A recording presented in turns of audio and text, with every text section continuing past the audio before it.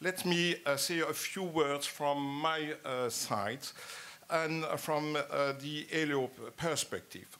Let's say that from a purely economic perspective, a farmer can hardly ever enjoy a strong market position. It's very clear that farmers may enjoy the actual market situation because we are, of course, the problem is that we are in an imperfect competition. This is because farmers' products are, by definition, commodity products exposed to a high variety of natural risk and often perishable. And as you know, we always enjoy the problems of our colleagues that allow us to make good price. This forces farmers into a price-taker position. However, the political, environmental, and social elements far outweigh the market aspect and are the basis for arguments to support Europe's farming businesses. So ELO position regarding agricultural market stabilization has been expressed in a number of documents addressing the CAP reform towards 2020, in which the following key points are underlined. First, the CAP should guarantee a fair price for agriculture produce. Price paid to farmers for their products should at least allow them to cover production costs and provide them an adequate livelihood according to the member states they are living in. Issues such as fragmentation and imbalance in production structure of farm business compared to the food processing and retail sector should be addressed, and future policy instruments should improve farmers' bargaining power. So specifically, conditions should be set in place so that it is easier for farmers to enter the food transformation step within the supply chain. This could be achieved either by promoting investment by farm businesses or promoting associations between agro-producer and the transformation industry. In this sense, existing and future policies and regulations should encourage, not impede, farmers in strengthening their position within the supply chain.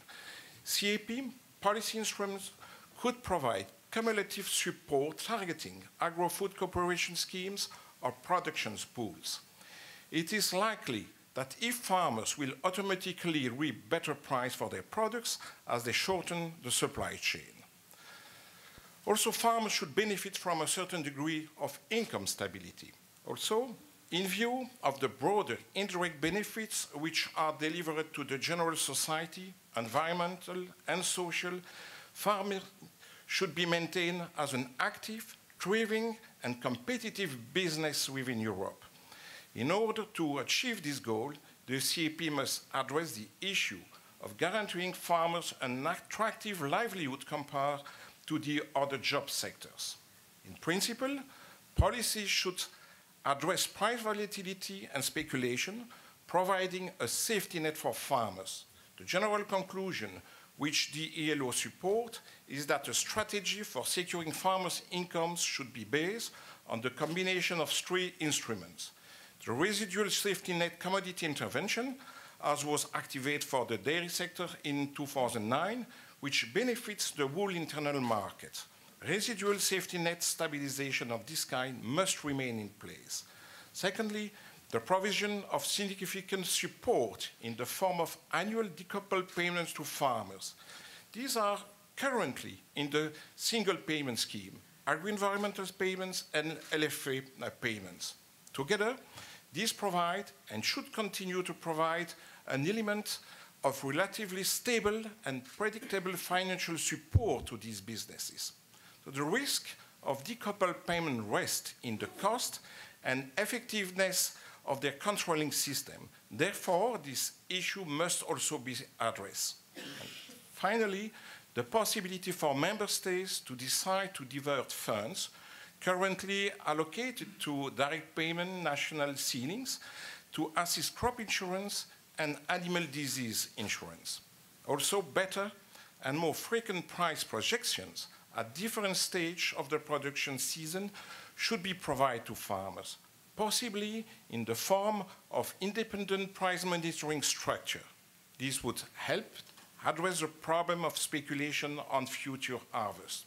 To summarize, we do believe that policies aimed at improving market stabilization should have an important role within the CAP 2020. The key issue which should address include ensuring a fair price for agricultural products, assuring income stability for farmers, improving the position of agriculture producers within the supply chain, and increase farmers' bargaining power, and finally, simplify the conditions for investment and association in order for farmers to place their products on a more direct and transparent market. But this is a wish from the floor and the base. Now let's see if our Sherpa is thinking in this direction. Tassos, the floor is yours.